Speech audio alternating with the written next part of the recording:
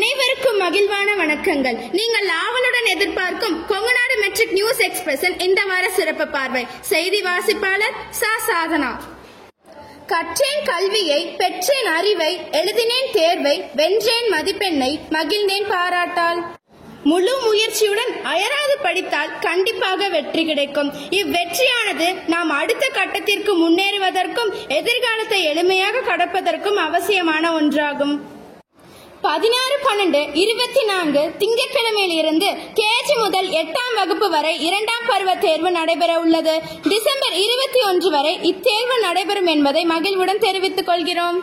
கார்த்திகை மாதம் பௌர்ணமி நாள் என்பது கிருத்திகை நட்சத்திரத்தின் மீது சந்திரன் வரும்போது கொண்டாடப்படும் விழாவாகும். அப்படி பார்க்கும்போது பௌர்ணமியும் கிருத்திகை நட்சத்திரமும் வரும் நாள் கார்த்திகை தீபமாகும். அதுவும் இந்த வருடம் மகாலட்சுமியின் அம்சமான வெள்ளிக்கிழமை அன்று 13-12-24 சிவனுக்கு உகர்ந்த பிரதோஷ தினத்தில் சிவன் ஜோதி வடிவில் காட்சியளித்தார். கார்த்திகை மாதம் தீபம் ஏற்றுவதால் இருள் அகன்று ஒளி பிறக்கும். அதுபோல மனதில் உள்ள அகங்காரம் என்ற இருளகன்று நன்மை என்ற ஒளி பிறக்கும் என்பது ஐதீகம்.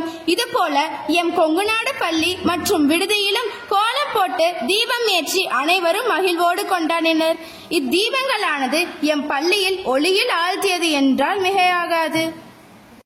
மேலும் என் செய்திகளை அறிந்து கொள்ள தொடர்ந்து இணைந்திருங்கள் கொங்குநாடு மெட்ரிக் நியூஸ் எக்ஸ்பிரஸ் உடன். நன்றி, வணக்கம். வீடியோ பாருங்க, மறக்காம சப்ஸ்கிரைப் பண்ணுங்க.